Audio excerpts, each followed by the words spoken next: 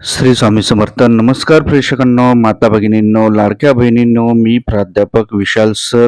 तर बघा, लाडकी बहीण योजना आनंदाची बातमी कुठली आहे, काय हे आपण या व्हिडिओच्या माध्यमातून जाणून घेणार आहोत. तत्पूर्वी चॅनलवर नवीन असताल तर चॅनलला सबस्क्राईब करा आणि बेल आयकॉन नक्की प्रेस करा. त्याचप्रमाणे अधिक माहितीसाठी गुगलवर नाना फाउंडेशन या वेबसाईटला अवश्य सर्च करा. या ठिकाणी तुम्हाला सरकारी योजना, विद्यार्थी शिष्यवृत्ती, सरकारी नोकरी आणि इतर सर्व शैक्षणिक अपडेट मिळेल. तसेच फॉर्म भरता येतील. आमच्या लेटेस्ट अपडेटसाठी व्हॉट्सअप किंवा टेलिग्राम अकाउंटला जॉईन करा. लिंक डिस्क्रिप्शन आणि कमेंट सेक्शन मध्ये दिलेली आहे. तर बघा, लाडकी बहीण योजना संदर्भात एक मोठी बातमी समोर येत आहे. लाडक्या बहिणींसाठी मोठी खुशखबर समोर येत आहे. महाराष्ट्रात मुख्यमंत्री एकनाथ शिंदे यांनी 1 जुलै अंतर्गत लाडकी बहीण योजना सुरू केली आहे.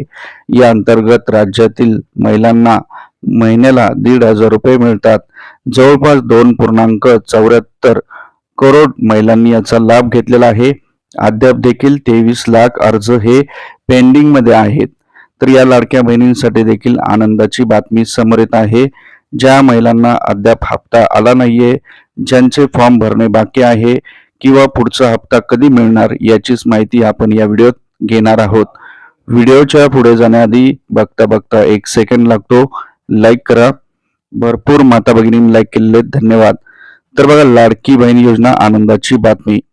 तर बघा, लाडकी बहीण योजना सर्वात मोठी आनंदाची बातमी समोर येत आहे. लाडकी बहीण योजनेचे डिसेंबर महिन्याचे पैसे केव्हा जमा होणार याकडे राज्यातील सर्व महिलांचे लक्ष लागलेले आहे. कारण राज्यात आता विधानसभा निवडणुका पार पडल्या आहेत. यात परत महायुती सरकार आलेले आहे. महायुती सरकारचा शपथविधी सोहळा हा 5 डिसेंबर रोजी सांगण्यात आलेला आहे. शपथविधी झाल्यानंतर मुख्यमंत्री आणि उपमुख्यमंत्री हे जर डिसाईड झाले, त्यानंतर लाडक्या बहिणींचा हप्ता हा लगेच येऊ शकतो. 1 डिसेंबरला लाडक्या बहिणींचे पैसे जमा होतील का, अशी विचारणा केली जात आहे. मात्र राज्यात सरकार अजून स्थापन झाले नसून उद्या म्हणजेच आज पैसे जमा होण्याची शक्यता कमी आहे. सरकार स्थापन झाल्यानंतर डिसेंबर महिन्याच्या शेवटी किंवा डिसेंबर महिन्याच्याच पहिल्या दुसऱ्या आठवड्यात हे पैसे जमा होऊ शकतात. कारण त्या प्रपत्रकावर मुख्यमंत्र्यांची सही लागते. सध्या काळजीवाहू मुख्यमंत्री म्हणून एकनाथ शिंदे हे कामकाज पाहत आहेत.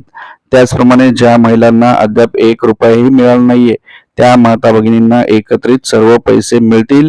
आणि ज्या माता भगिनींचा फॉर्म भरला नाहीये, त्यांची देखील परत नव्याने अर्ज भरण्याची लिंक ओपन होणार आहे. अशा प्रकारची माहिती आपल्याला मिळत आहे. व्हिडिओ कसा वाटला कमेंट करा आणि व्हिडिओला जास्तीत जास्त शेअर करा. एका शेअरमुळे भरपूर महिलांना, राज्यातील माता भगिनींना फायदा होईल.